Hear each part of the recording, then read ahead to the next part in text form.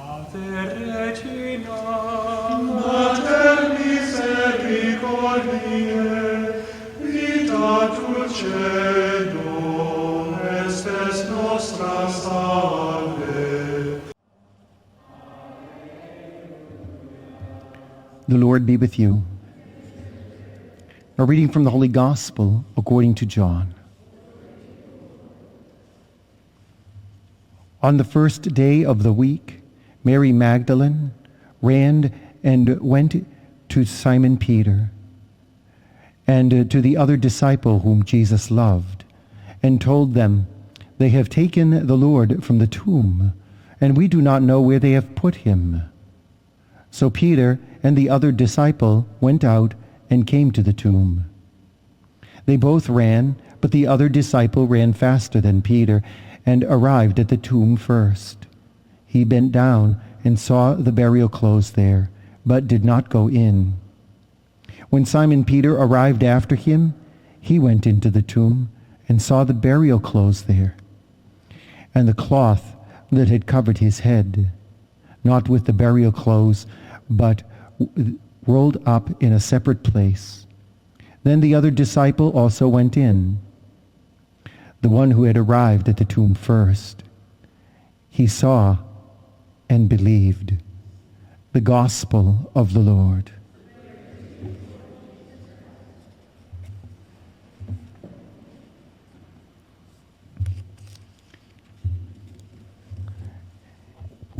St. John the Evangelist was not martyred like the other disciples. He was set in exile instead by Domitian, the emperor at the time. And so he lived a long life compared to the others.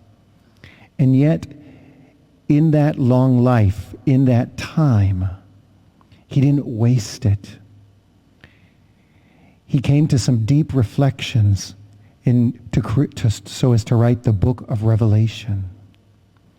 He came to deep reflection and penetration into what Jesus had said, and wrote this gospel that has a mystical quality to it.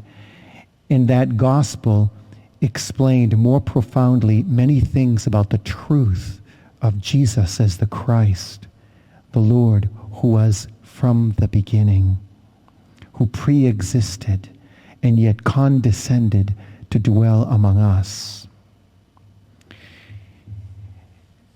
John was fed with this disposition to probe more deeply into the mystery of Christ.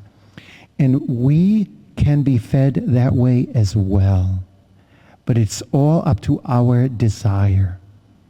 St. John had a special relationship with Jesus. Every person, every Christian, every Catholic may have a special relationship with Jesus. Because we're all unique, and because he's God, he can relate to us and have a fellowship with us that is unique to our situation and our needs. But we have to go to him. And John first answered that call when St. John the Baptist said, "There's the Lamb of God." It was his soul stirring. I have to go there. I have to follow him. This is a disposition we could aspire to in the Eucharist.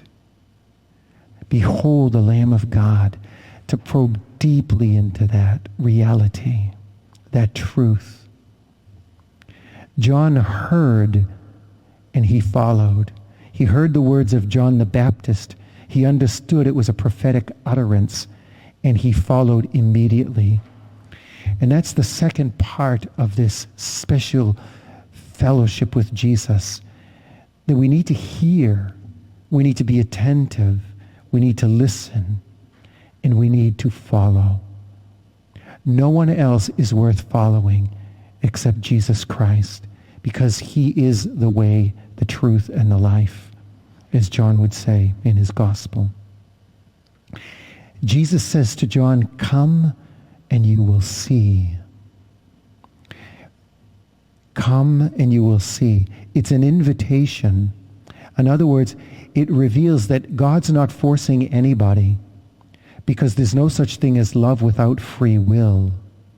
And so he extends an invitation.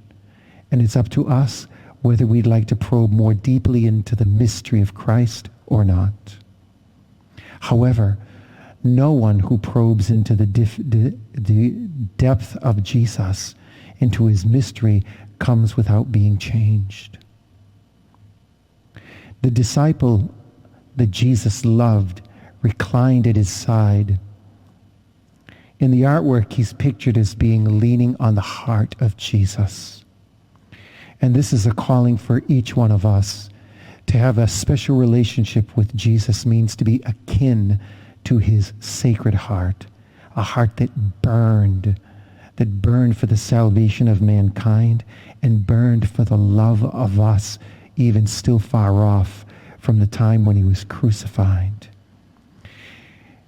When we come to Jesus, when we lay ourselves in his heart, that fire is kindled in our hearts as well. And then at the cross, the only disciple who was close, St. Luke reports that the other disciples did not abandon Jesus, but they were a little bit of a distance off. John would have none of that. How could I leave the side of the one whose heart I've entered because he invited me? How could I do that? And he also stood there with Our Lady, the Blessed Mother. There he became acquainted with the Immaculate Heart. The two indissoluble, the Sacred Heart and the Immaculate Heart. And so John was coming to a great realization of the source of all love, the love that Mary had for her son. He wanted to share in that. And so he became her caretaker, so he could learn everything he could about Jesus from the source, his mother. Behold your mother, Jesus would say. I could almost see John sitting at the feet of Mary. Tell me more. Tell me more. And this is the posture we should have with Our Lady. She is all about bringing people to her Son. And so it's proper to pray the rosary and meditate on the mysteries. It's proper to ask for her intercession so that we can learn more about her Son. And so the disciple took her into his home. For us, not necessarily practical at this time, but in a sense we do it. Pictures of the Immaculate Heart of Mary and the Sacred Heart in our home. Praying the rosary, attaching her to our heart so that we could have a heart that pines for her Son in the same way that she does. Yes, Jesus wants to have a special relationship with each of us. Perhaps not as John did, but a relationship that is uniquely tailored for us, and to have great love for him and probe these mysteries about eternity and even about our existence now, which is the porthole to our eternity. Regina Celi, letare, alleluia, quiaque merum isti portare, alleluia, resurrexit sicut dixit, alleluia, ora pro nobis Deum, alleluia.